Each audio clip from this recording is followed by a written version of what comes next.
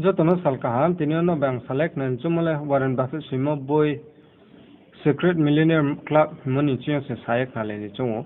bo boyo bung bisi ke samo ke rangko puja juga tinyo chung mak ma no sia nei nang ke breket kauk mak rono chung te ni no aboni kauk ma rono se bung chuno sayak na rio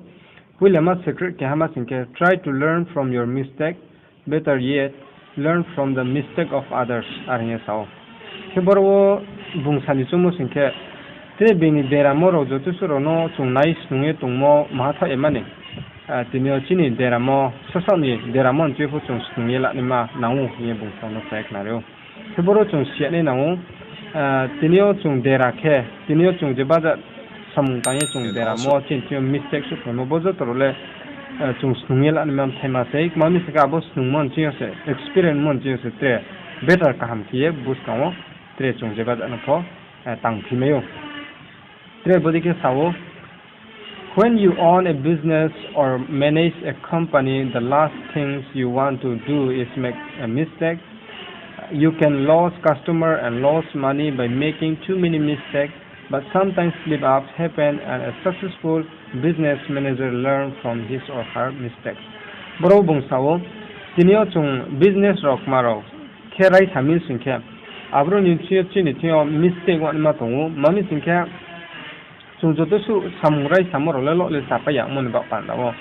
abdi kiye chung customer ro phono loss mayo enketre rangkho puja phono chung bang ma ke loss mayo mami se ke chung rai samo puila wole mam ke chung sisu ya abdi ke rungsu ya mon ba panda wo ar phono boro chung sie ne male chung abdi ke loss pi paron chung snung ke la ne ma nau ar ye Warren Buffett chono saik nario even when you make mistake keep your eyes ahead on the future. In fact, see your future be your future. Nke boro fo bung sapio chung si dera pinang nang ning singkha chung ma khane singke chung bus kani ba pandawo future no nai hu ye chung abuno tre ka ham kheu ane mano chung so ne nang an chung saik nai o chung dera mi yem khabai thai man ke aron chi chung bai kho ne ma bus kani ba panda future ni ba pandawo se ka ham tre ngona ye abo chini dera moro no chung repeat khia to man kauk maro chung ran chi snungel ani man kauk mano bung chuno saik nario ketre bodi ke sa the more you learn the more you will earn ke boro bung phai su chuno quotation bodi ke kau bara ke bung chuno saik nari mo singke chung snungmoru se chin ba pandaw rang ko picha juga ni ma pho abodi ke juga mai nai bang ke juga mai nai ar ma pandaw snungmo ma experience yo sasani deramon chi chung snung ko ya abuno repeat ke ye abuno chung tangmo male chung snungru tre rang ko picha pho chung juga mai ru song nai ye bung chuno saik nai pio abong ke secret number ke ni mau chung tharana abro ke bodi ke sawo think twice before you either borrow money or loan money to someone, especially a friend. Boro bung chuno betake phai su ye samu singke chung rang khau puicha ro slaula nanya ye sao chung jemo business rok maro rai saming singke rang khau puicha kruimon ba pandau chung lun ro la nanya aring sao nke abon mang thapia chung klah panchio chung ja la nanya aring bung chuno saik na mami singke lun lamole chin ba pandawo gothia moni ba pandawo abro chung tolawa na kle bung mangbai chuno lun tala di hiya sami abono chun nai a business can get into a lot of trouble if its owner borrow too much money. This is especially true if money is borrowed to help a business grow, but then now sales drop and the company can pay back its loan. Kiboro bung sawo chung business rai sani man ba pandaw rang ko pucha rok bang makhel bingthel lun lami sin ke ke bu sok la pan chio abo chung business rai samo se jode tinio chung chari sukma yang thami sin ke rang ko pucha rok chung suma yang thaman ba pandaw aron chio chung ba thake khoksi ma su khainai arum ba pandaw chung lun le la nang ya aring bung chung sai khnai ro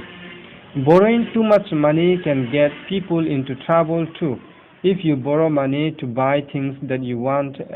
and don't earn enough money to pay it back, you can get into a big money mess. Chung business or rai saya abdi ke rangko pucha rong bintio borola ye slaula mi singke abono chung tinio chung joto su chin business rai samaro chasu yang thami singke abron chio chung ba thake chung losung mai mo chung khoksi mo su meyo aring bung sao arum ba ye bung bodi ke quotation bodi ke sao quote rimo ke The best way to pay back a debt is to never have one. Tinio chung lun no tinio suat ni man bak pandawo. Ke ha lama kan thap ke tung mole chung lun la ye tung mo si an chono saik na yo. Army chung lun la ya tung ki lun fu suat ni na ya arum bak pandawo abudi marono fu chung business sai sapu chung si nai. Phading ke secret number ke thammano chunai nai rana. The experience of other is the best classroom you will ever find. Boro bung samo singke tinio chung beini experience in chiyo snungye mai moma experience chiyo snungye mai moma abo se chin bak pando classroom kan thau arin chono sayak nare o abo dikhe classroom kaham chung snungye mai moma abo le kri abo bai experience chiyo chung snungye mai moma le classroom kan thau sing bung chono sayak nare abo bai chung aburun chiyo snungla nai deramon chiyo experience chiyo chung snungla ni mano nono samsu ke trebodi ke sao who is your role model in life ke boro chung ke ha si enma sing ke chini role model chung benos nungela ni ma abo chung benos nungela ni ma bro aboles popi nin ba ya ain ba ele abono chung si ani no mami sing ke most managers that are successful in business learn from someone called a mentor. A mentor or role model is like a teacher who shares their experience and guides others to become better at something. Choosing the right mentor in life. Life, your parents, grandparents, or a teacher is important for success. In Boro Chono Saik Narimosink, Tinio je broke Pongrato, je manager of je successful owner of Bropo, take a Hanos Nuis Lao, break a bro chu, brown in life for Ambo Abuzama broke no bro to a brown tomung this system ko allow. Ke brown it tomos no my modino bro, Abudiki copy here, Abdikis no Larumbo Pandachini life of a teacher and now I don't say when learning from others outside of your family, you want to choose a mentor who behave the way you want to behave throughout your life. Kiboro chuno sayak narimo singke. Therefore, chini nuk sing khoni phathan chiyo chung snungila ni chung singke. Tinio spole chin ba pandawo snung thai ke ha. Ungpi to abunu chung ne na inke abudi ke chung naimi singka ron chiyo se chung mentor kaham ke ha teacher kaham chung mayo chini whole life ni ba pandawo chung snungila ni man ba pandawo an sao. Okay, education lasts forever. Nothing can take that away from you. Keboro bungchuno phansu samajin ke education bo dine chung snungye rungye maimo abo sitin ba pando jonum ni ba pandawo mami singke abole ke hapu chuno se ilama yamon ba tinio chung career ro tre samung tamoro tinio rangkhopu cha jugamo samung tangye abodi majo torole tinio chung mahasung thamin sike lum tham da tinio mahasu accident tham de singke abole chung continue ke rangkhopu cha fu jugama ya nai bo chitini knowledge le chung tinio chung bai pal temi singke chung snungila mi singke ke hapu se ilama ya moma abono for bung spy sapio secret number ke brima ke bodi ke sao when you fail to plan you plan to fail ke boro chuno sayak na o jefo chung chini life for planning ke yang mi singke tinio kma so nai kma ke nai breaking nai break achieve ke nai break tangke ha abdi ro ke chini tinio chung ye planning ke cha mukri mi singke abu chung cha yang moma no chung tinio mahapa success ung yake to ni man ba panda chung ke ha tinio planning ke mo ha cha mo ha an chung sak na ro han ba panda wo chin tinio planning ke mo male da theke nango managers who carefully make plans for their business and then follow through with their plans tend to be successful. In other words,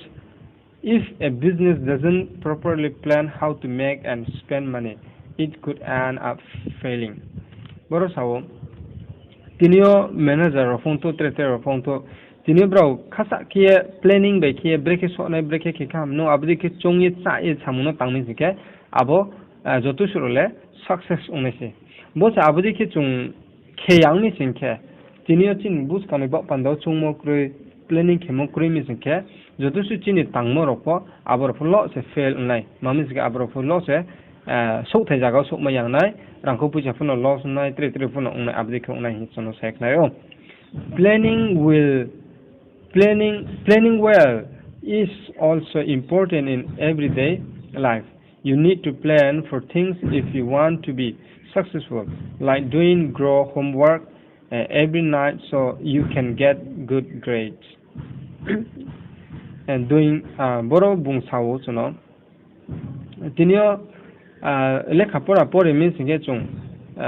tinio salbuyo chung planning khie pore ya abdi khong mi singe chung grade ka ham aken ma kan ro chung mayu abdi ki chini life ni bak pandau pho chini samung tangmon jila pu chung planning khe na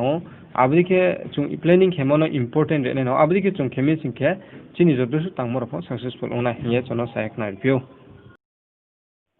ake tinio no be chale mole bo su nai no zo to no khaksa ha bo video no pairi ne mone ba pandawo an singke bus countre now simsumo tongke abdi ro no comments khemenai abon dui ang po je mai mon jaro reply kheni chongnai angke bo channel lo pila channel subscribe kidi ake like comments khemenai kena zo to no khaksa ha